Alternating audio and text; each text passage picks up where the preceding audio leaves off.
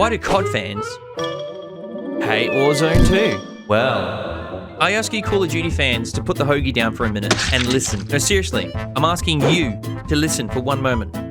I feel compelled to ask the world and risk the floodgates of hell being opened upon me with fanboy negativity and vitriol thrown at me for simply asking you why you hate Warzone 2. Because the majority of players clearly do, looking at the abysmal review ratings on Steam. Now, I know usually Steam ratings are a meme, but hear me out. In juxtaposition to the sales of the single-player component, Call of Duty 27 Modern Warfare 2, it's actually kind of insane seeing the multiplayer get review bombed. If you didn't see the image clearly, it made $1 billion revenue in a week. They can clearly afford to buy Twitter after Elon Musk is done with it. That's how much money they'll continue to make. Nowadays, I only dip into COD games for a hot minute. I've probably skipped about 12 different iterations in recent times. I'm one of those old school COD sweats from 1 and 2 where the Kar 98K flick jump reigns supreme. So my perspective is clouded by the quote-unquote golden years. I kind of watch COD's journey from the sideline now. Before I dive into some thoughts of my own, let's look at some of the Steam reviews. The menu feels like a mobile game. You need a degree in inviting friends for you to actually be able to invite someone. In-game experience is alright, except for the fact it's so poorly optimized. Uninstalled after one game. Such a bad experience overall. Waste of time. Don't download it. The menu is kind of clunky, I guess. It was a bit rough using it at times.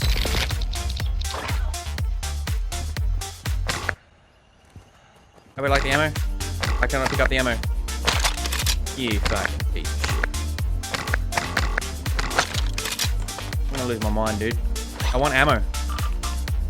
Why can't I not pick up the ammo?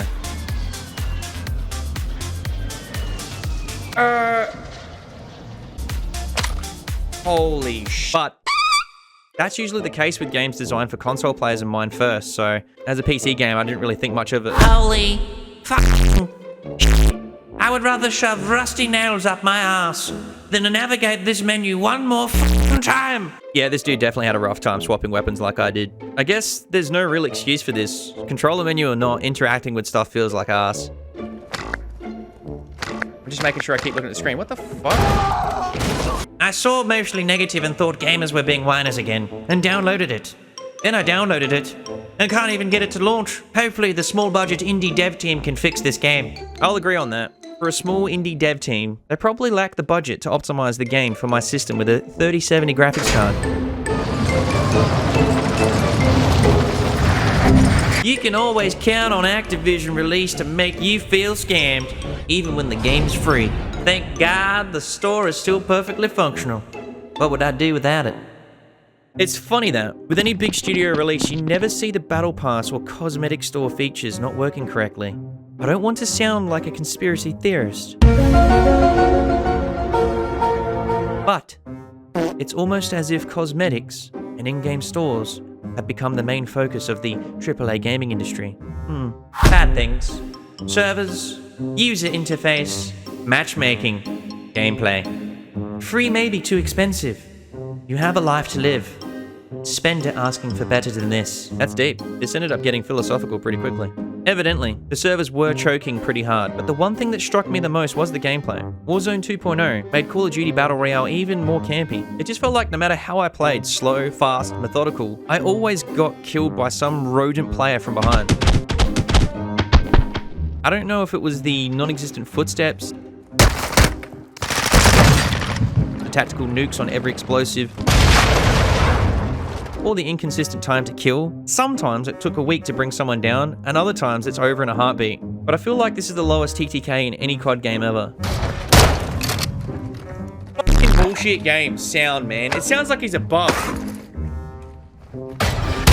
And he didn't even know I was there. He was busy looting. There was never any reaction time given to counterplay or out-aim someone, so naturally the game is just going to end up in a snooze campfest. Put up the bumble, man! Particularly solos. I understand in squads that the game is designed about rotations and revives and all that, so the strength in this game is definitely squad play. Now don't get me mixed up here. The game isn't terrible. It's casual fun. It's like a Happy Meal at McDonald's. Not very nourishing, but you got what you expected.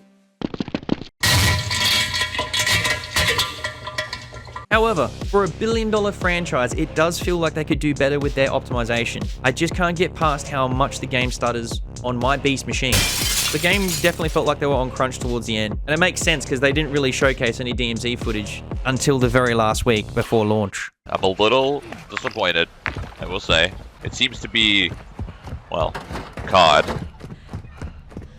So I understand some of the negative reviews that are heated due to frustration with the game running like arse. The level seems unprecedented for a Call of Duty game. Some may shrug it off as just whinging gamers with high expectations, but I think some of these criticisms may be valid and quite warranted. Some of these flaws feel quite avoidable for a big budget project like this. Where I feel confused and want to ask you, the Call of Duty gamers out there, is why do you return to this franchise like a battered housewife every time? From the sidelines, playing well-crafted indie shooters that never get a look in, like Shadowline, all I hear is the same rhetoric. Bro, I got bored of playing the last Call of Duty. It's the same as the last one. Now, in the defense of the franchise, I don't think there's much more you can do with Call of Duty at this point. They might as well start another franchise, but we all know that's not realistic because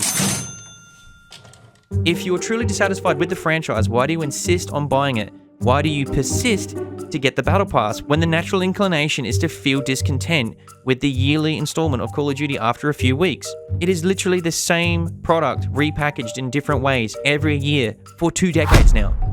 Review bombing the game on Steam will change nothing if you continue to give them your money. And that's the sad truth about our world. Money talks, bullshit walks. So if you keep eating shit, they will keep giving you shit. There is a wealth of well-designed indie shooters out there, even old school games, that the mainstream leaves in the dark because they are not in vogue. And to top off this mentality with the player base, I remember a time when, allegedly, Activision was up to their neck in drama with management and sexual harassment cases with female staff. There was online outrage for a month, just a month, and people, players, including influencers, protested that they would never purchase another Activision game again. Now, while making this video, I learned something today. I'm not sure if people know how to vote with their wallets or not. Honestly, this whole thing creates a philosophical crisis in my mind. Do people actually say what they mean and believe? Or am I in a simulation?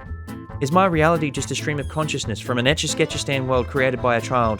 In closing, I ask you one thing, and it's not for BS algorithmic engagement.